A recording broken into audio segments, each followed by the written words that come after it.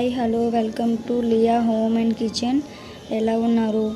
బాగున్నారా? ఈరోజు రెసిపీ వచ్చేసి కొబ్బరి పచ్చడి.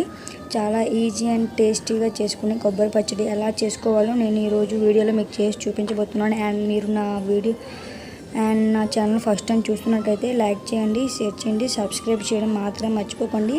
ఈ పచ్చడి అనేది చట్నీ, అన్నం, రోటీ ఇంకా దోశలకు కూడా చాలా బాగుంటుంది. ఓకే, ప్రొసీజర్లోకి వెళ్ళిపోదాం. నేను మొదటిగా ఒక కొబ్బరికాయ తీసుకొని ఇలా కట్ చేసి పెట్టుకున్నానండి. లోపల గుద్దురు అనేది ఉంటుంది కదా, ఇలా కట్ చేసేసి శుభ్రంగా కడుగు పెట్టుకున్నాను. నెక్స్ట్ 8 పచ్చిమిర్చి తీసుకున్నాను, పెద్ద సైజు పచ్చిమిర్చి, 2 ఎండుమిర్చి, ఒక చిన్న అల్లం ముక్క, అండ్ శనగపప్పు 4 స్పూన్లు, అండ్ 2 స్పూన్ల పల్లీలు, 4 వెల్లుల్లి రెబ్బలు.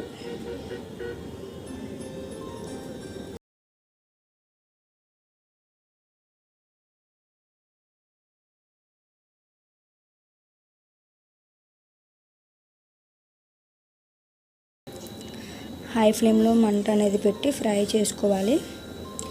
ఇలా ఒక 5 నుంచి 7 నిమిషాల పాటు ఫ్రై చేసుకోవాలి. హై ఫ్లేమ్లో పెడితే పచ్చివాసన అనేది పోతుంది. నెక్స్ట్ ఈ కొబ్బరి ముక్కలలోకి 1 స్పూన్ ఆయిల్ అనేది యాడ్ చేసుకోవాలి. దీనివల్ల కొబ్బరి ముక్కల లోపల కూడా మంచిగా ఫ్రై అవుతుంది.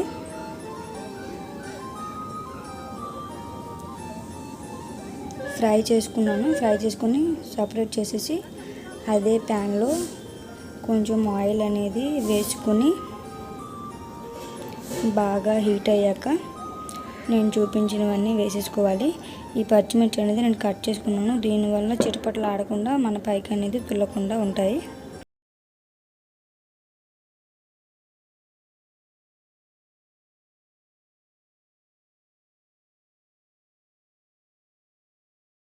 లైట్గా వస్తే మంచిగా ఫ్రై అయినట్టు. అండ్ లాస్ట్ వన్ థింగ్, జీలకర్ర కూడా వేసేసాను.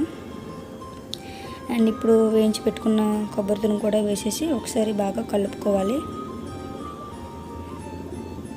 గ్యాస్ ఆఫ్ చేసేసాను. ఇప్పుడు మూత పెట్టుకుంటే ఫ్లేవర్ బయటకు పోకుండా ఉంటుంది. నెక్స్ట్ చల్లారాక మనం మిక్సీ జార్లో తీసుకున్నాను. అండ్ షుగర్ 1 స్పూన్ యాడ్ చేస్తున్నానండి. దీనివల్ల ఏంటంటే మనకి హోటల్ స్టైల్లో టేస్ట్ అనేది వస్తుంది, చాలా మంచి టేస్ట్ వస్తుంది. నెక్స్ట్ సాల్ట్ వేసుకుంటున్నాను, రుచికి సరిపడా సాల్ట్ వేసుకుంటున్నాను. నెక్స్ట్ వాటర్ యాడ్ చేసుకుంటున్నాను.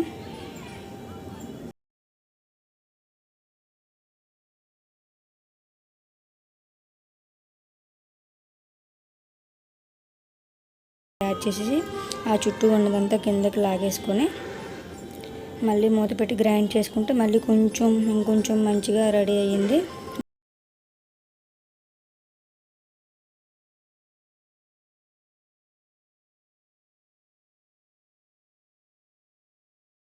ఉండాలి, లేకపోతే మిక్సీ అనేది డ్యామేజ్ అవుతుంది సరిగ్గా తిరక్క. చూడండి, నేను మళ్ళీ వాటర్ యాడ్ చేస్తున్నాను. అండ్ ఫైనల్లీ కప్ పెట్టేసి మిక్సీ పెట్టేశాను. ఇప్పుడు మంచిగా స్మూత్ పేస్ట్ తయారైపోయింది. నేను ఈ పేస్ట్ని వేరే బౌల్లోకి తీసుకుంటున్నాను. ఇప్పుడు ఈ పేస్ట్కి మనం పోపు పెట్టుకోవాలి.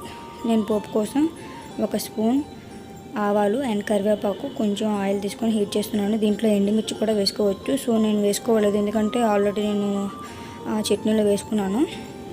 జస్ట్ ఇది ఫ్లేవర్ కోసం. ఆవాలు చిటపట్లు ఆడితే మంచి ఫ్లేవర్ అనేది వస్తుంది. చూడండి, చిటపట్లు ఆడుతున్నాయి.